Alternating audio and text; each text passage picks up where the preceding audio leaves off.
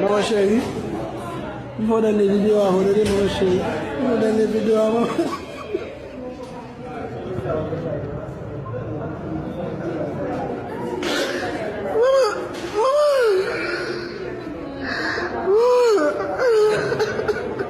Bak a kompren ki jan bandi piye sal sa ou fe genke pou ya fe pop ti maleri sa ou abi ki sot menm kote ansama veyon ba, sa ou kidnappé, sa ou boule, sa ou rache, sa ou vide bal sou yo.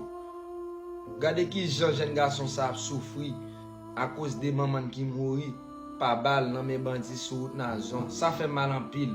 Map gade video a dlo koule sot nan jem. En vérité, c'est Haïti qui l'en fait.